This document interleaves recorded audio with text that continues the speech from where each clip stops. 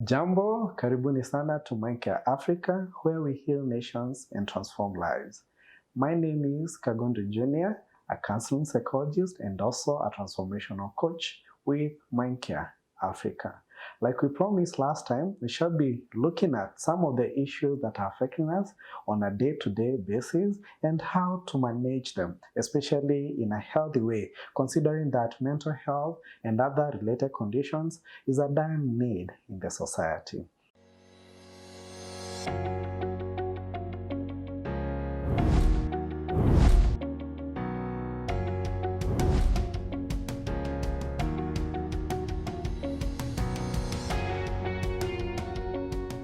In the recent past, we have faced various challenges due to the COVID-19 pandemic, and I've seen many routines being disrupted. For those who are used to waking up early in the morning to report to their workplace, this has not been the case when COVID-19 set in, and we have seen most of them being left helpless without the know-how of what to do next with their life, or even to manage their busy days, the many hours that they have during the day, since most of them have been stopped to report to work. And this COVID-19 has affected different age groups, different demographics, which we shall be looking at for us to understand how this has affected you and I. Look at a young child who was in class 8 or even in their form 4 preparing for the exams, or even those in college preparing for the final exam, and it was only a matter of months for them to sit for the exams. But this didn't happen, and they had to go back home, to stay at home, because we had to look for measures that would be used to stop the spreading of this particular virus. And most of them are really affected. Why? Because they are trained to go to the next level, to negotiate that stage that they were in was disrupted in such a big way. For example, let us think of a case of a young man who is in class 8 preparing for their final exam, and they have a younger brother who is in class 7. The fear in this particular situation will be when the schools are closed and they are forced to go back to the class that they were in before, the young man may think that his younger brother may surpass him or even catch up with him. And you know, every other young man who is in class 8 going to Form 1, their main desire is to become a man once they go through the initiation process. All right? And when they think of the younger brother going through the same process with them, then they may feel undermined in a way, and this may disturb them psychologically. Looking at a similar issue where we have a young lady who has waited for 3 good years to secure some job, some employment. And in this case, you find that once they have reported, say that they reported to their workplace in January in the year 2020, before the cases of this particular virus became rampant. And it's only 2 months into the workplace and they had to be stopped. This is somebody who was looking up to, looking for that time when they will secure some job opportunity so that they can elevate the life of their loved ones, say their siblings or even their family members. And within 2-3 months, then this dream comes to a halt. And this can be an issue that can disorient this particular person in such a big way. Another case scenario would be for those who are employers. Every other person who is a businessman, an entrepreneur, say in a factory where they are producing goods, their desire is to make profit and actually to make a living out of it. And you can imagine the number of people that he supports, either directly or indirectly. For instance, the people who are working in his farm, they have families who look up to them. And during this COVID-19, most of them had to be laid off, had to be stopped from working, and subsequently you find that their families are also affected. Also think of that transport person the transport manager, the driver, where you get to fuel your vehicles. Those are people who are dependent to this particular person indirectly. And as a matter of fact, when their farm is not running, when their factory is not running, then these other families are also affected because they also depend on these particular people in a big way. Another case scenario, it would be someone who has lost their loved ones through COVID-19. And we have had so many cases, different parts of the world. We have heard of people who have lost their loved ones, be it the patients, it can also be the doctors, the frontline healthcare workers, the soldiers that we are relying on to ensure that we manage this particular pandemic.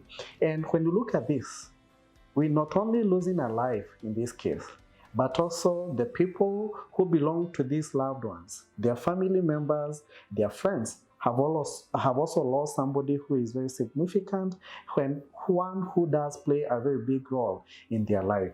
So when you look at this, the COVID-19 has actually affected us in different ways, all the way from those employees to the employer, to the young child at home who was used to going out, playing out there with their loved ones, even going to their places of worship. They can no longer visit those places. There's a lot of disruptions when it comes to this. And remember, when the cases were high, which we pray that they are not going to increase in numbers, there was cessation of movement. A lot of most of the places were actually put on lockdown, and one could not move to the next neighborhood or even go to the next town to visit a friend.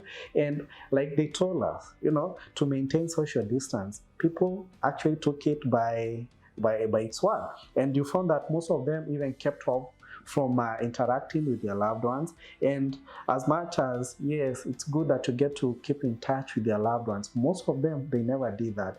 And you know what that means? When we are diagnosing conditions like depression, that is one of the symptoms that we look at. Withdrawing from the social status, from your social from the people that you interact with. This is one of the symptoms that you look at. So that tells you this is somebody, if they're not careful, they'll be going down the drain and they will find themselves manifesting some form of mental health condition like depression. And that's why when we talked about World Health Organization predicting that we'll be losing so many people through mental related conditions by the year 2020. This is exactly what we were talking about, right? So when you look at this, I know COVID-19 has actually affected us in so many ways, and most of the people will be asking themselves, what is next? But before we get there, it's good that we get to understand what we have been, who we have been subjected to. Remember, there's an element of loss that is taking place. For instance, there's loss of loved ones. Yeah, these are people that died out of COVID-19 or even other related conditions.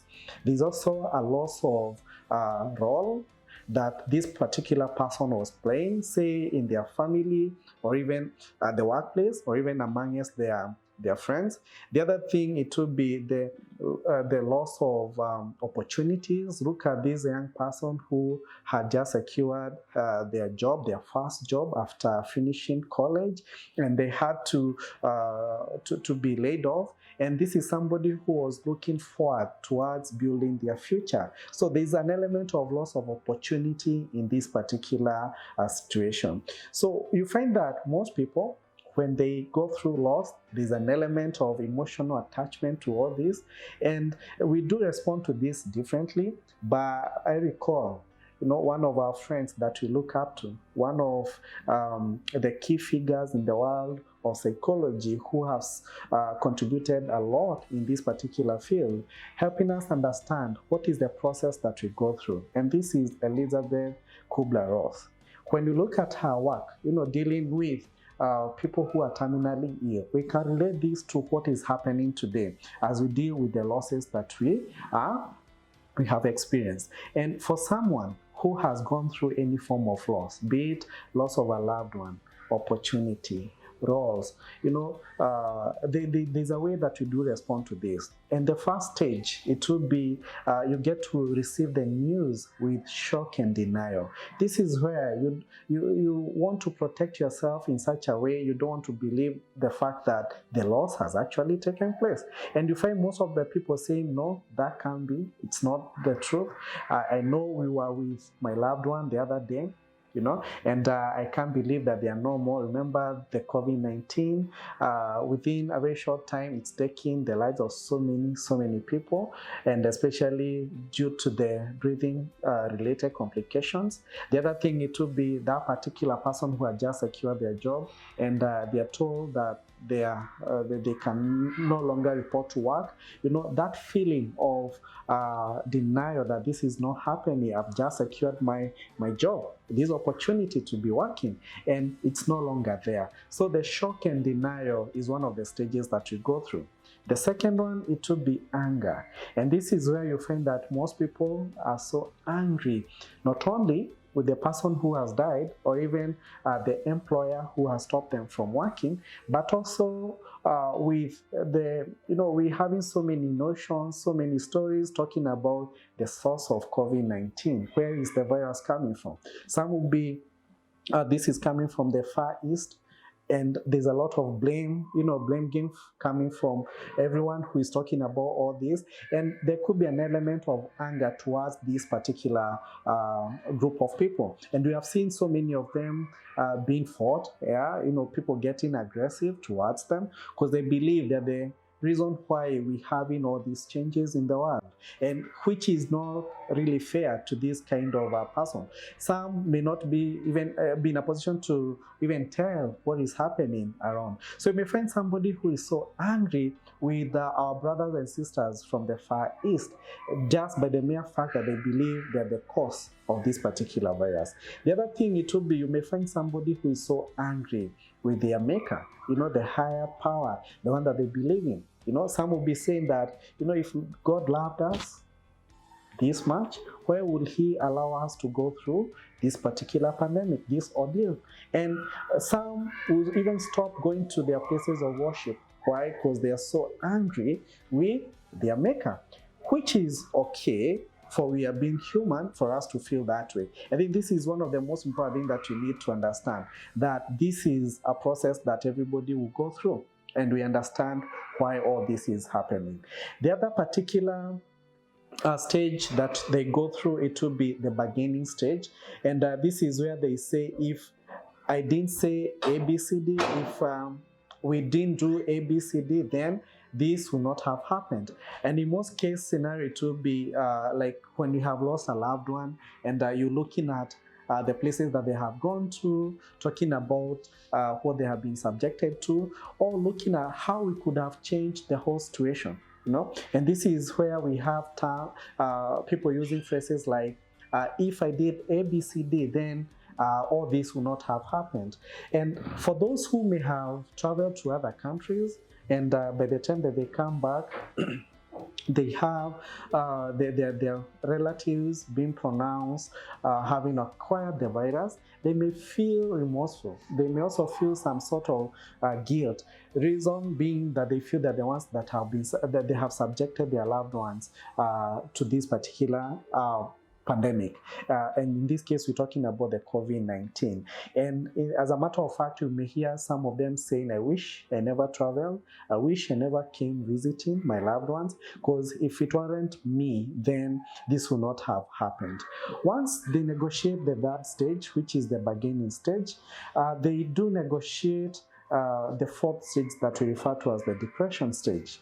And this is where people will be feeling so low when they get to think about their loved ones, the ones that they have lost, thinking about the opportunities that they have lost in the process, thinking about the role that has been lost by the person that due to the loss of that loved one that we have. All right. So you may find that one may fall helpless.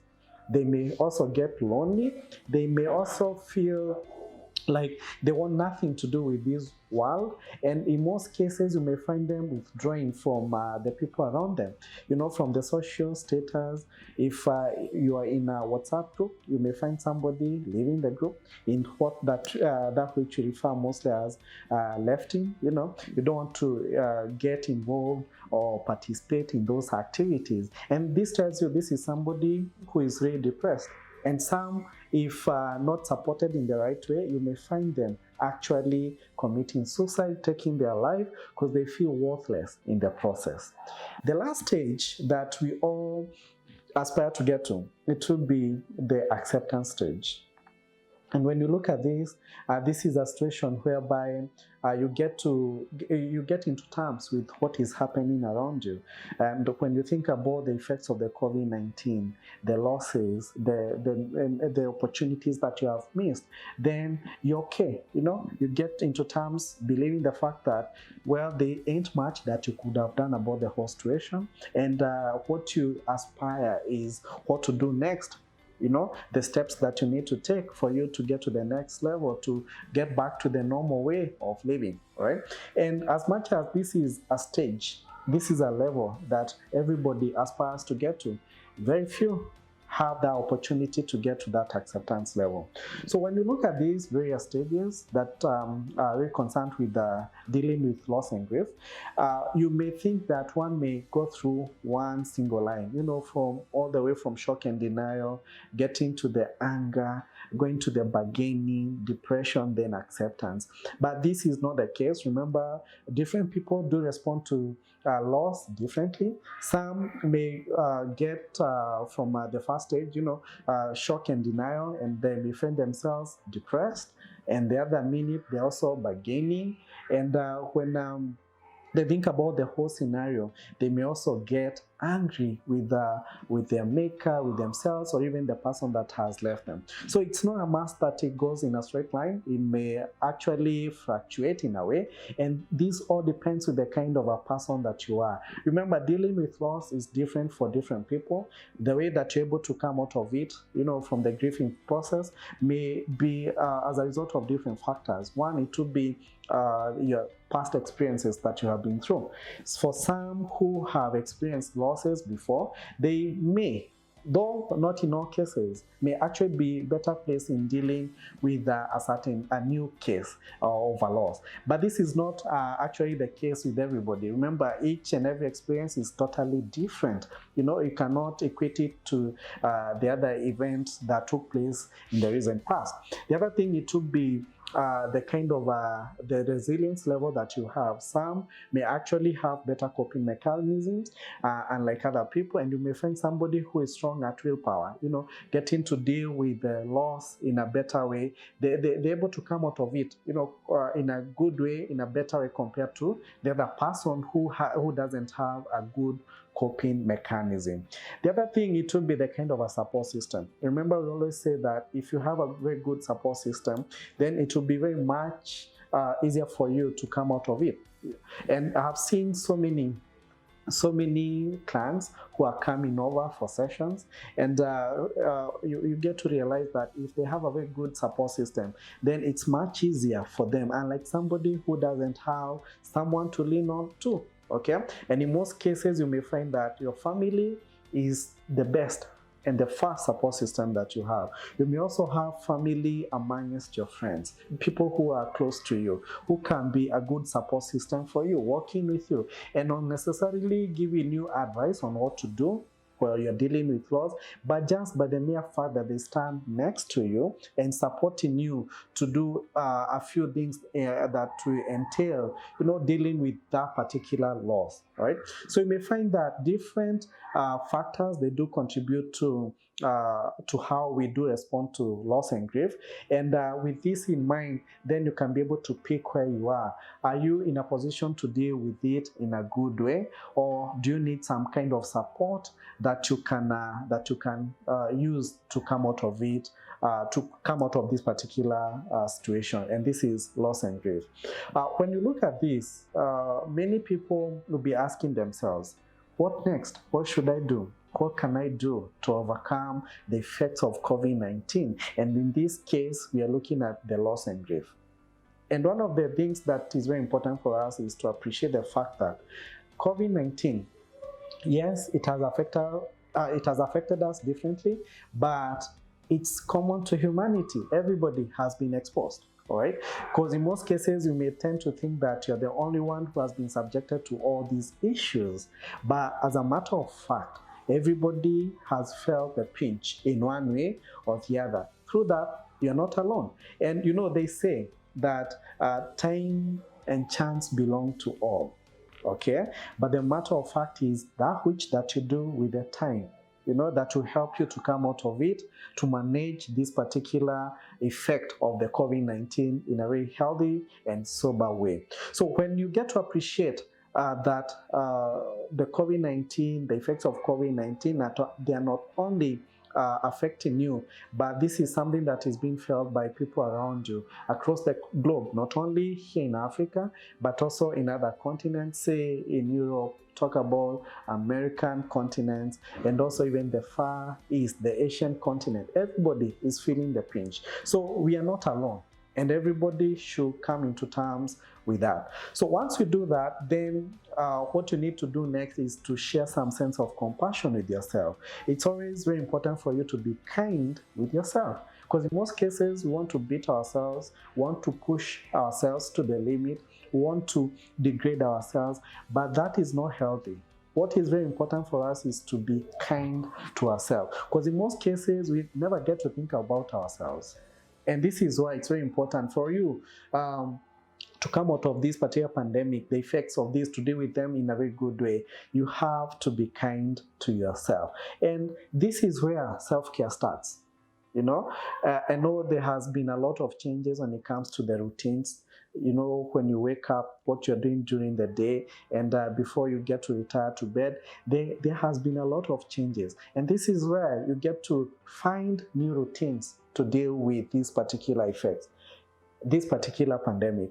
And in most cases, you may find somebody who was reporting to work and they have lost their job. You may find them finding it difficult to actually adjust themselves in a good way. And this is where we say we have to change the mindset, you know, from a fixed mindset to a growth mindset. This is where you need to be flexible. This is where you need to be open-minded. Remember, they say it's not the strongest that will survive, that will overcome a certain challenge. This particular pandemic is not for the strongest. We have seen most of them falling, you know, and they are being affected by this particular pandemic in the same way other people are actually being affected. But when you get to adapt, to change the way that you look at life, the way you perceive the different events taking place, then this will be a plus for you. Why? Because when you change the perception that you have, then in a way you see opportunities that will help you grow. I recall one of my friends sharing how they discovered that they have talents that they initially didn't know. You know, some are good at drawing, some are good at, singing. As much as I know, most of them will be singing in the bathroom. They never knew that they would do recordings. And I've seen so many teachers actually record their album during this COVID-19. I, in person, have also grown in a big way. I never knew how to use Zoom. And this is a very good opportunity for me to adapt and adjust myself. I've held so many classes via Zoom platform, and this is just, it is just a noble idea from those who came up with the platform. We never knew that it had any significance. I don't have to go to a different continent to attend a conference. All that I do, I just need a laptop or even a gadget that is able to stream live, and I log in the Zoom platform. And this is how you're able to attend so many other platforms. You're able to learn from so many different people. There's also the YouTube, you know, there's that many people out there refer to as the YouTube University. There are so many lessons that you can get from YouTube University, yeah? And you may find some people say the photographers that we have, they now know of how to take a better shot when it comes to taking those beautiful pictures. If it is recordings like you're doing today, you may find somebody who doesn't even need to go to class, for them to learn the tips of how to do editing. All you can do is log in. Remember, I'm not saying that you don't need to go to university, you don't need to go to college, but there's a lot that you can learn from these platforms. So when you look at this COVID-19, yes, there are some shortcomings that are related to all this, but there are also opportunities that have risen from all this. And this is why we need to change at how we look at everything. We need to change at how we look at these particular pandemics, the effects, And if we are just fixed and you're just unhappy, you're just dull about everything, then there will be no change. Remember, as much as they say change is not permanent, change is permanent, and the only thing that can really take you to the next level is for you to actually adjust yourself. So I know that you all have stories regarding COVID-19. There are ways that you have been affected like never before, and I would love to hear what your experience has been. How were you able to manage some of these challenges that we are talking about? Did you lose your job? Were you supposed to get to the next level, say in school, and this never happened? How did you manage that? We'll love to hear your story. So feel free to actually share that with us. We'll love to learn from you, and also for our viewers to get to pick some of those few tips on how to manage some of these conditions, some of these challenges that we face, and especially related to COVID-19. Because remember, everybody has some sort of tips, and we can be in a position to support one another. We can be each other's support system. So don't forget to leave a comment, a question that you may have regarding how to deal with this COVID-19. And also, most importantly, don't forget to subscribe and like this particular platform. Thank you very much.